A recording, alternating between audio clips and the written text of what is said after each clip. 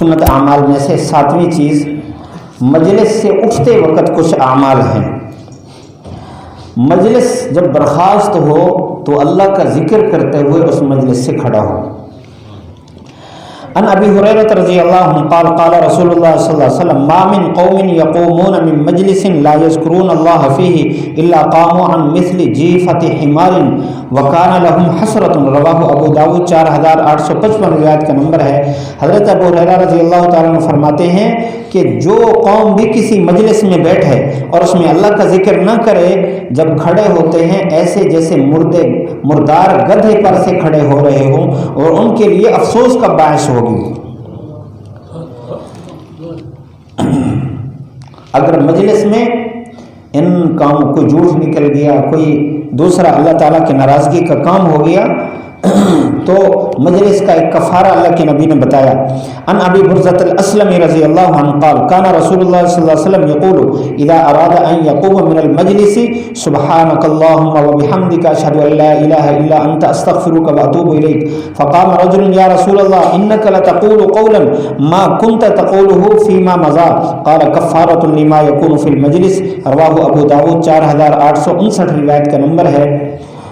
ابو برزہ اسلمی رضی اللہ تعالیٰ فرماتے ہیں آپ صلی اللہ علیہ وسلم جب ارادہ فرماتے مجلس سے کھڑے ہونے کا تو یہ فرماتے سبحانک اللہم وبحمدک اشہد ان لا الہ الا انت استغفرک واتوب الیک، یا اللہ تو پاک ہے، ساری تعریفیں تیرے لیے ہیں، میں گواہی دیتا ہوں تیرے علاوہ کوئی الہ نہیں ہے، میں تجھ سے معافی مانگتا ہوں اور تیری طرف رجوع کرتا ہوں۔ آپ نے جب یہ فرمایا، ایک آدمی نے کہا اللہ کے رسول آپ نے آج ایسی بات کہی، اس سے پہلے تو آپ نہیں کہتے تھے۔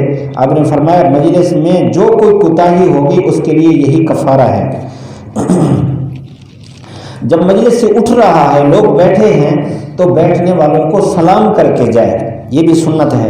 ان ابی ہریرہ رضی اللہ عنہ قال قال رسول اللہ صلی اللہ علیہ وسلم اذا انتهى احدكم الى المجلس فليسلم واذا اراد ان يقوم فليسلم فليست الاولى باحق من الاخر، رواہ ابو داؤد، حدیث کا نمبر ہے 5208۔ فرمایا جب تم میں سے کوئی ایک مجلس کے پاس جائے تو تب بھی سلام کرے، جب مجلس سے کھڑا ہو تو سلام کرے، اور پہلا سلام دوسرے سلام سے یعنی برابر ہیں، زیادہ اولا نہیں ہے۔ پہلے تو عموماً سلام کیا جاتا ہے لیکن اٹھتے وقت سلام نہیں کیا جاتا۔ فرمایا پہلا جو سلام ہے یہ دوسرے سلام سے زیادہ حق نہیں رکھتا، دونوں برابر کے ہیں۔ کہیں مجلس لگ رہی ہے یا مجلس برخاست ہو گئی، اب تجسس میں پڑھنا کہ یہ کیوں بیٹھے تھے، یہ بھی ناجائز ہے۔ حدیث سنیے، ان عبداللہ بن مسعود رضی اللہ عنہ انا قد نهینا عن التجسس ولكن يظهر لنا شيء ناخذه، رواہ ابو داؤد، حدیث کا نمبر ہے 4890۔ عبداللہ بن مسعود رضی اللہ عنہ فرماتے ہیں ہمیں تجسس سے روکا گیا، ہاں جو ہمارے لیے ویسے بات ظاہر ہو جائے ہم اس کو لینے کے مستحق ہیں، پیچھے پڑنے کے مستحق نہیں ہیں۔ اسی طرح کہیں دو آدمی بیٹھے ہیں، ان کے بارے میں بدگمانی کرنا کہ یہ غلط بیٹھے تھے، غلط سوچ رہے تھے، یہ بھی ممنوع ہے، سنت کے خلاف ہے۔ ان ابی ہریرہ رضی اللہ عنہ ان رسول اللہ صلی اللہ علیہ وسلم قال ایاکم والظن فإن الظن اکذب الحدیث ولا تحسسوا ولا تجسسوا، فرمایا بدگمانی سے بچو، یہ جو بدگمانی ہے یہ بھی جھوٹی بات ہے۔